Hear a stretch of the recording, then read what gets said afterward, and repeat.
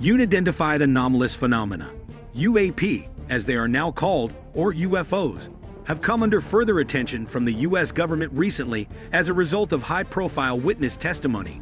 The House of Representatives Subcommittee on National Security at the Border and Foreign Affairs held a hearing titled Unidentified Anomalous Phenomena: Implications on National Security, Public Safety, and Government Transparency on Wednesday, July 26, in Washington, with the goal of shedding light on what some consider to be the urgent national security threat posed by UAP. At the hearing, 3 important witnesses gave testimony: David Grush, a decorated combat veteran of the U.S. military and a Pentagon intelligence officer; Ryan Graves and David Fravor, 2 former U.S. Navy aviators who described widely reported incidents with unidentified objects in military training airspace.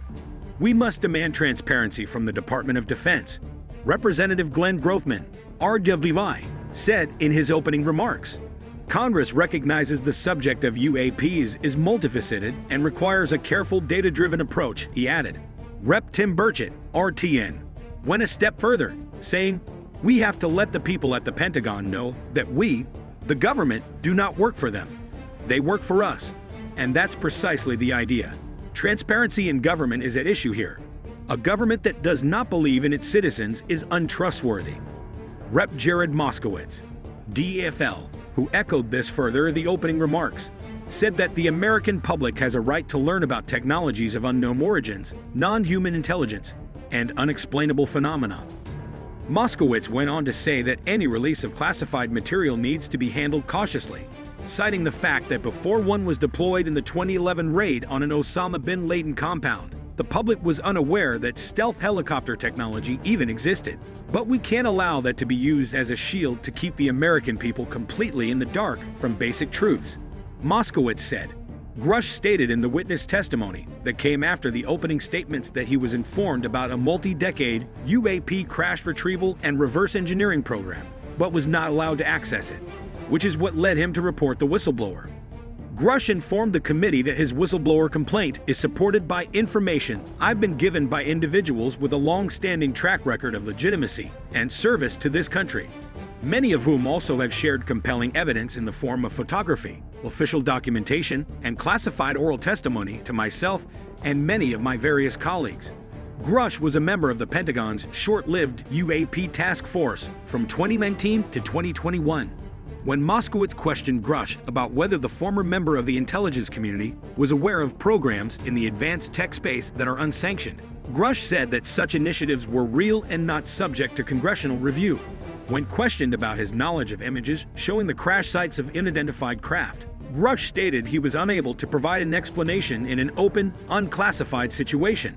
Rep. Virginia Fox, RNC, pressed Grush on his assertions that the government of the United States possesses non-human spacecraft, questioning whether prior remarks by Sean Kirkpatrick, the director of the Pentagon's All-Domain Anomaly Resolution Office, or AARO, were accurate in asserting that there was no proof of non-human intelligence held by the government.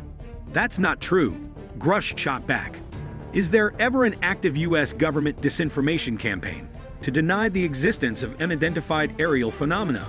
Burchett posed the question to Grush. Grush acknowledged that such a campaign has occurred, but he claimed he was unable to comment further than what he had previously made public.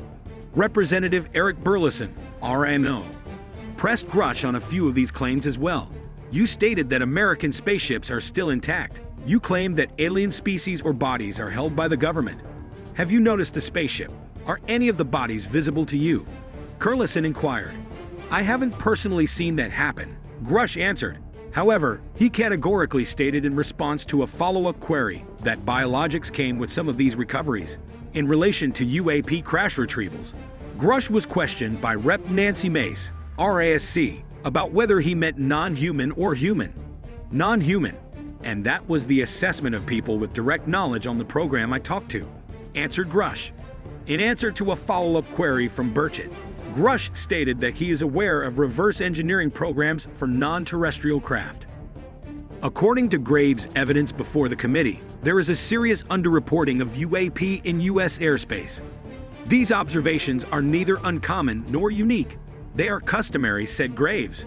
Military aircrew and commercial pilots, Trained observers whose lives depend on accurate identification are frequently witnessing these phenomena. Graves reported seeing things that seemed to remain still in the face of hurricane-force winds before abruptly accelerating to supersonic speeds by naval aviators on the U.S. East Coast. In the past, Graves and his colleagues, as well as other pilots who have seen similar encounters, have not reported these sightings despite their exceptional nature and close proximity to U.S. military airspace. Graves told the committee, "The stigma associated with UAP is real, strong, and challenges national security. It deters witnesses and silences commercial pilots who fear negative consequences for their careers." The situation has been made worse by recent government allegations casting doubt on the veracity of eyewitness accounts. Given that NASA already runs an aviation safety reporting system, Graves indicated the agency has a big role to play as far as commercial aviation safety, and it's one of their original charges as an organization, referring to the agency's previous UAP study group. The former F/A-18 pilot, Fravor, expressed his concerns to the committee during his evidence about the absence of government control regarding processing or working on craft believed not from this world. "I'd like to say that the tic-tac object we engaged in 2004 was far superior to anything that we had at the time have today or are looking to develop in the next 10 years, Fravor stated. "If we in fact have programs that possess this technology, it'd be nice to have oversight from those people that the citizens of this great country elected in office to represent what is best for the United States and best for the citizens." Fravor unequivocally responded, "Yes," when asked if UAP constituted a possible threat to American national security. He further added, "The technology that we faced was far superior than anything that we had. The lack of a central repository for reports of UAP by the U.S. military and/or administration was dubbed the travesty by Fravor."